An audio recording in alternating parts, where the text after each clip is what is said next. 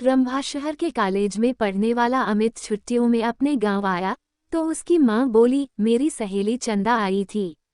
वो और उसकी बेटी रंभा तुझे बहुत याद कर रही थी।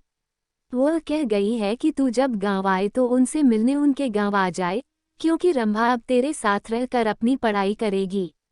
यह सुनकर दूसरे दिन ही अमित अपनी माँ की सहेली चंदा से मिलने उनके गांव चला गया था। जब अमित वहां पहुंचा तो चंदा और उनके घर के सभी लोग खेतों पर गए हुए थे। घर पर रंभा अकेली थी। अमित को देखकर वह बहुत खुश हुई थी। रंभा बेहद खूबसूरत थी। उसने जब शहर में रहकर अपनी पढ़ाई करने की बात कही तो अमित उससे बोला, तुम मेरे साथ रहकर शहर में पढ़ाई करोगी तो वहां पर तुम्हें शहरी लड़कियों जैसे कपड़े पहनने होंगे, वहां पर यह चुन्नी वुन्नी का फैशन नहीं है। कहकर अमित ने उसकी चुन्नी हटाई तो उसके हाथ रंभा के सुडौल उभारों से टकरा गए। उसकी छुअन से अमित के बदन में बिजली के करंट जैसा झटका लगा था। ऐसा ही झटका रंभा ने भी महसूस किया था। वो हैरान होकर उसकी ओर देखने लगी तो अमित उससे बोला, यह लंबी चौड़ी सलवार भी नहीं चलेगी। वहां पर तुम्हें शहर की लड़की की तरह रहना होगा।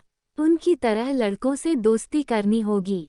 उनके साथ वह सब कुछ करना होगा जो तुम गांव की लड़कियां शादी के बाद अपने पतियों के साथ करती हो।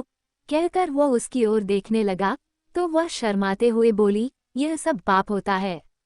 अगर तुम इस पाप पुण्य के चक्कर में फंस कर यह सब नहीं कर सकोगी तो अपने इस गांव में ही चौका चूल्हे के कामों को करते हुए अपनी जिंदगी बिता दोगी। कहकर वह उसकी ओर देखते हुए बोला, तुम खूबसूरत हो, शहर में पढ़ाई करके जिंदगी के मजे लेना। इसके बाद अमित उसके नाजुक अंगों को बार बार छूने लगा। उसके हाथों की छुअन से रंभा के तन बदन में बिजली का करंट सा लग रहा था। वह जोश में आने लगी थी। रंभा के माँ बाप खेतों से शाम को ही घर आते थे, इसलिए उन्हें किसी के आने का डर भी नहीं था। यह सोचकर रंभा धीरे से उससे बोली, चलो अंदर पीछे वाले कमरे में चलते हैं। यह सुनकर अमित उसे अपनी बाहों में उठाकर पीछे वाले कमरे में ले गया। कुछ ही देर में उन दोनों ने वह सब कर लिया जो नहीं करना चाहिए था। जब उन दोनों का मन भर गया तो रंभा ने उसे देशी घी का गर्मागर्म हलवा बनाकर खिलाया। हलवा खाने के बाद अमित आराम करने के लिए सोने लगा। उसे सोते हुए देखकर फिर रंभा का दिल उसके साथ सोने के लिए मचल उठा। वह उसके ऊपर लेटकर उसे चूमने लगी तो वह उससे बोला, तुम्हारा दिल दोबारा मचल उठा है क्या? तुमने मुझे प्यार का चस्का जो लगा दिया है। रंभा ने अमित के कपड़ों को उतारते हुए कहा। इस बार वे कुछ ही देर में प्यार का खेल खेलकर पस्त हो चुके थे, क्योंकि कई बार के प्यार से वे दोनों इतना थक चुके थे कि उन्हें गहरी नींद आने लगी थी। शाम को जब रंभा के माँ बाप अपने खेतों से घर लौटे तो अमित को देखकर खुश हुए। रंभा भी उसकी तारीफ करते नहीं थक रही थी।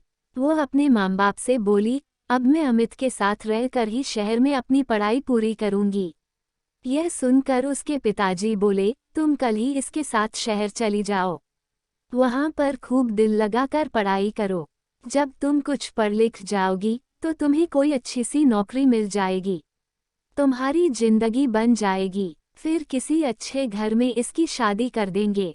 आजकल अच्छे घरों के लड़के पढ़ी लिखी बहू चाहते हैं। रंभा की माँ ने कहा। तो अमित बोला, मैं दिन रात इसे पढ़ाकर इतना ज्यादा होशियार बना दूंगा कि फिर यह अच्छे पढ़े लिखों पर भारी पड़ जाएगी। रंभा की माँ ने अमित के लिए खाने को अच्छे पकवान बनाए। खाना खाने के बाद बातें करते हुए उन्हें जब रात के 10 बज गए तब उसके सोने का इंतजाम उन्होंने ऊपर के कमरे में कर दिया। जब अमित सोने के लिए कमरे में जाने लगा तो चंदा रंभा से बोली, कमरे में 2 पलंग हैं, तुम भी वहीं सो जाना। वहां पर अमित से बातें करके शहर के रहन सहन और अपनी पढ़ाई लिखाई के बारे में अच्छी तरह पूछ लेना। यह सुनकर रंभा मुस्कुराते हुए बोली, जब से अमित घर पर आया है तब से मैं उससे खूब जानकारी ले चुकी हूँ। पहले मैं एकदम अनाड़ी थी, लेकिन अब मुझे इतना होशियार कर दिया है कि मैं अब सब कुछ जान चुकी हूँ कि असली जिंदगी क्या होती है। यह सुनकर चंदा खुशी से मुस्कुरा उठी। वे दोनों ऊपर वाले कमरे में सोने चले गए थे। कमरे में जाते ही वे दोनों एक दूसरे पर टूट पड़े। शहर में आकर अमित ने रंभा के लिए नए फैशन के कपड़े खरीद दिए, जिन्हें पहनकर वह एकदम फिल्म हीरोइन जैसी फैशनेबल हो गई थी। अमित ने एक कॉलेज में उसका एडमिशन भी करा दिया था। जब उनके कॉलेज खुले तो अमित ने अपने कई अमीर दोस्तों से उसकी दोस्ती करा दी, तो रंभा ने भी अपनी कई सहेलियों से अमित की दोस्ती करा दी। गांव की सीधी सादी रंभा शहर की जिंदगी में ऐसी रम गई थी कि दिन में अपनी पढ़ाई और रात में अमित और उसके दोस्तों के साथ खूब मौजमस्ती करती थी। जब रंभा शहर से दूसरी लड़कियों की तरह बनसंवर कर अपने गांव जाती, तब सभी लोग उसे देखकर हैरान रह जाते थे।